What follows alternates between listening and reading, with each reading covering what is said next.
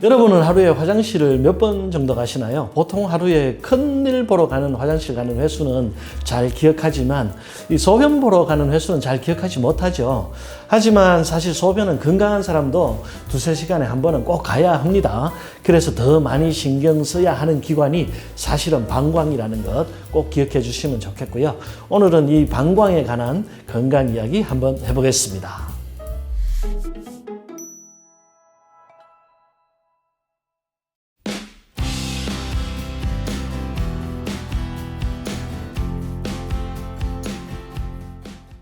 예, 사람 방광의 용량은 400에서 한 500ml 정도 되는데 사람마다 조금 차이는 있습니다. 좀 큰 사람이 있고 조금 작은 사람이 있죠. 이제 방광의 소변이 반 정도, 절반 정도 차면 요의가 느껴지기 시작합니다. 그런데 물을 자주 마시거나 한꺼번에 많이 마시면 조금 더 민감하게 요의가 느껴질 수 있습니다. 보통 이제 그렇게 요의를 참지 못하는 경우를 과민성 방광이라고 합니다. 갑자기 소변이 보고 싶고 참을 수 없는 것을 절박뇨라고 부르기도 하고요. 또 소변을 자주 보는 빈뇨와 함께 보고 난 후에 개운하지 않은 잔뇨감 같은 것들 남는 것을 통틀어서 말하죠. 또 방광에 소변을 볼 때 방광에 통증이 느껴지면 간질성 방광염이라고도 부릅니다. 특히 여자분들은 출산과 관련해서 방광이 임신 중에 눌려서 생기는 방광 손상이 굉장히 많습니다. 그래서 중년 이후에 방광염이 남자들보다 더 많이 발생하는 이유가 되기도 하죠. 방광과 대장은 모두 고유의 리듬을 가지고 있거든요. 그런데 그 리듬이 깨지면 이제 질병이 되고 주로 과민성으로 많이 변합니다. 왜냐하면 움직이는 장기다 보니까 그런 것이죠. 또 스트레스의 영향도 많이 받습니다. 우리가 스트레스 받으면 장 기능은 전부 약해지게 되는데 반대로 신경은 예민해지거든요. 그래서 더 많이 움직이게 되죠. 방광은 소변이 절반 정도 차야 요의가 느껴지고 대장도 또 대변이 어느 정도 양이 차야 변이가 느껴지는 것이거든요. 그런데 이 리듬이 깨지고 수시로 요의, 변이가 느껴지는 것이 과민성 방광과 과민성 대장의 공통점이라고 할 수 있죠. 과민성 방광의 대표적인 증상은 빈뇨입니다. 자주 화장실을 가고 싶어지죠. 갔다 왔는데 또 가고 싶고, 또 밤에 자다가 가는 야간뇨도 증가하게 되고요. 빈뇨 중에는 이제 요절박, 절박성 요실금이라고 하는데요. 이게 참을 수 없을 때, 소변이 조금만 차도 참을 수 없고, 화장실을 급하게 뛰어가야 하는 그런 정도가 되는 것이고, 야간뇨는 보통 잠을 자다가 두세 번 깨는 경우를 이제 야간뇨라고 하는데요. 심한 경우를 보면은 저희 환자분들 경우에 30분마다 한 번씩 자다가 화장실 가신다는 분들도 있거든요. 보통 이 잠을 자는 동안에는 항이뇨 호르몬이라는 것이 뇌에서 분비가 됩니다. 그래서 소변을 참게 되죠. 그래서 건강한 사람들은 밤새 소변을 참았다가 아침에 밤새 쌓인 소변을 쏟아내잖아요. 근데 그게 잘 되질 않죠. 호르몬이 부족해지기 때문입니다. 주로 이제 여자분들은 방광염, 만성 방광염이 오래돼서 과민성이 되는 경우가 많고요. 또 남자분과 여자분을 통틀어서 스트레스 때문에 방광염이 생기는 경우가 굉장히 많습니다. 남자분들은 주로 전립선 비대증 때문에 방광에 이상이 생겨서 과민해지는데요. 이 전립선 비대증이 사실은 염증이 심하게 온다든지 아주 크기가 커지는 경우를 제외하고는 대부분 스트레스 때문에 많이 생깁니다.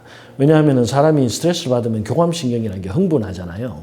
그러면 심장이 뛰고 머리에 김 나고 눈에 불 나오고 주먹에 힘 들어가는데 대신 이 내장기관은 다 약해지거든요.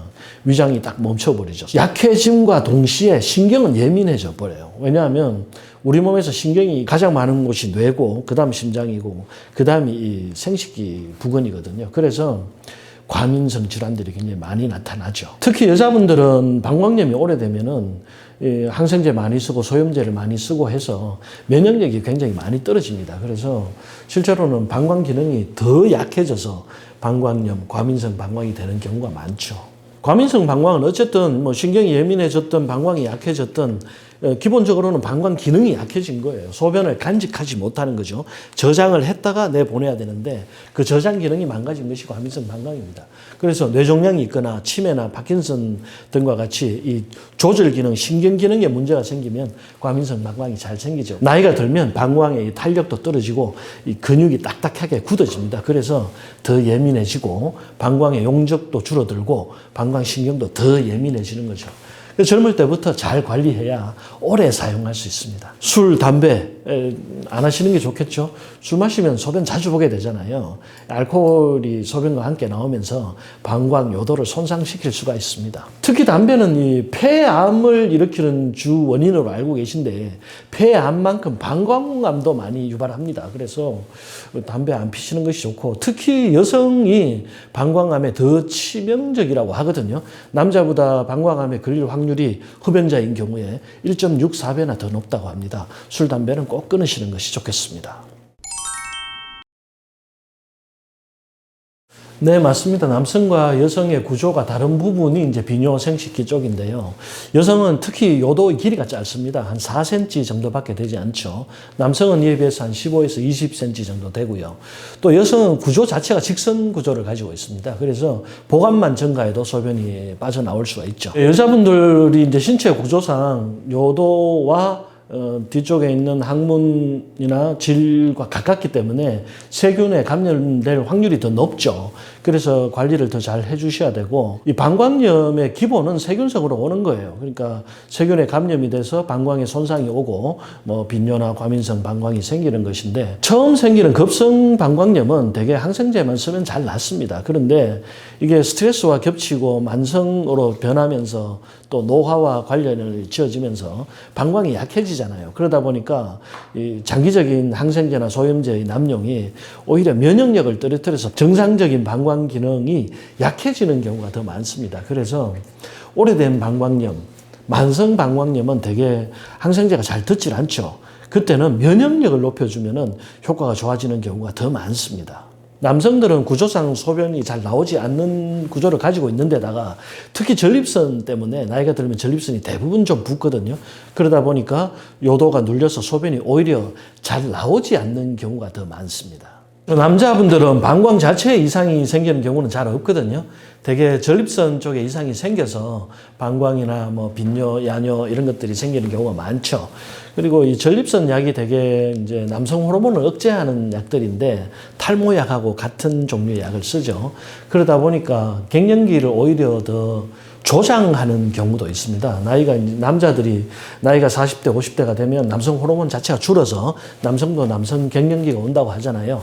근데 전립선 약이나 탈모 약을 먹으면 그런 남성 갱년기 질환이 더 심해질 수가 있죠. 어쨌든 남성의 방광염이나 빈뇨, 야뇨, 과민성 방광의 원인의 대부분이 이 전립선이 비대해서 요도를 자극하고 요의를 더 많이 느끼게 하는 경우입니다. 특히 남자분들은 요의가 느껴져도 잘 나오지 않는, 시원하게 나오지 않는 그런 증상들을 더 많이 가지고 있습니다.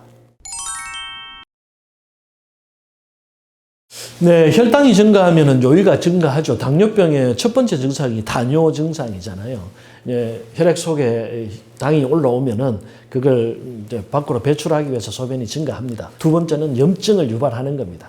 모든 혈관에 염증을 유발하고요. 특히 점막 구조에 이 당이 쌓이면은 점막벽이 끈적끈적해지거나 딱딱해질 수가 있거든요. 당화가 되면 근육도 굳어버립니다. 그래서 방광염을 악화시킬 수가 있죠. 그리고 특히 야간뇨가 있을 때는 혈당 관리가 더 중요한데요. 이 저녁에 음식, 야식을 먹어서 혈당이 올라가면 도파민이 분비가 됩니다. 도파민이 뭐죠? 뇌를 흥분시키는 호르몬이잖아요. 도파민이 나오면 잠을 잘 수가 없죠. 잠을 잘 자게 해주는 멜라토닌 호르몬은 분비를 감소시켜버립니다. 자기 전에 야식하는 것은 좋지 않고요. 혈당 올리는 것 좋지 않습니다. 잠을 잘 자야 항이뇨 호르몬 분비가 정상이 되고 항이뇨 호르몬이 나와야 잠자는 동안 소변을 안 봐도 되는 거죠. 그래서 저녁 7시, 8시 이후로는 특히 탄수화물 드시지 않는 것이 좋습니다. 근데 물은 어쨌든 우리 몸이 물을 마시면 반사작용을 합니다. 물을 조금 마시든 많이 마시든 한 번 마시면 요의가 조금 느껴지게 돼 있거든요. 그래서 과민성 방광 있으신 분들은 물을 자주 마시지 마시고요. 한 번 마실 때 조금 많이 마시는 것이 좋습니다. 대신 또 물을 너무 마시지 않으면 소변이 농축되기 때문에 요독증이 올 수가 있죠. 혈액 속에 노폐물이 증가한단 말이죠. 그래서 방광을 더 자극하고 또 요일을 더 증가시킬 수 있으니까요. 물은 하루에 1.5리터 정도 마시는 것이 가장 좋습니다. 커피는 이뇨작용이 굉장히 강하죠. 그래서 방광을 굉장히 많이 자극합니다. 되게 저희 환자분들 중에 방광염 있으시거나 전립선염 있으신 분들 커피 못 끊으시는 분들도 굉장히 많으시더라고요. 소변 자주 본다면서 나는 커피는 못 끊겠더라 이렇게 말씀하시는데 커피만 끊어도 증상의 한 30에서 50%는 없어집니다. 그 정도로 강력한 효능을 가지고 있거든요. 과민성 방광염이나 전립선 비대증이 있을 때는 커피는 꼭 끊으시는 것이 좋고요. 실제로 미국 비뇨기과 공식 학회지에 따르면은 카페인을 실험지에 투여한 결과 투여 전에는 11.1회가 이던 것이 카페인 과량 투여 후에는 19.3회로 증가했다고 합니다. 그래서 커피나 차, 녹차, 에너지 드링크 등과 같이 카페인 든 음료는 피하시는 것이 좋겠습니다. 네, 방광을 튼튼하게 해주는 음식 중에 첫 번째는 호박씨가 있습니다. 방광에 압력을 내려주는 폴리페놀 성분이 풍부하죠.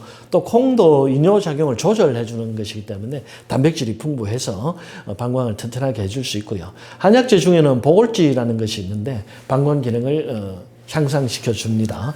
또 가바 성분이 풍부한 보이차나 아몬드, 감자, 인삼도 항이뇨 작용이 있습니다. 그래서 방광의 면역력도 높여주기 때문에 인삼도 드시면 좋고 방광의 염증을 제거하는 데는 어성초가 굉장히 좋습니다. 네, 방광이 예민해져서 소변을 자주 보시는 분들은 저는 무엇보다도 이 골반 주변 근육 강화하기를 권합니다. 하체 단련 해주셔야 하고요. 달리기, 스쿼트 많이 하시면 좋습니다.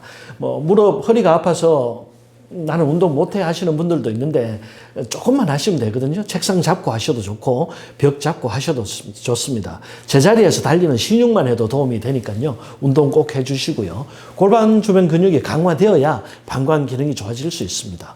또 골반 주변에 스트레칭도 꼭 해주셔야 됩니다. 골반 주변의 스트레칭을 통해서 혈액순환이 잘 되어야 방광으로 혈액이 가고 노폐물도 제거하고 면역력도 좋아지는 것이거든요.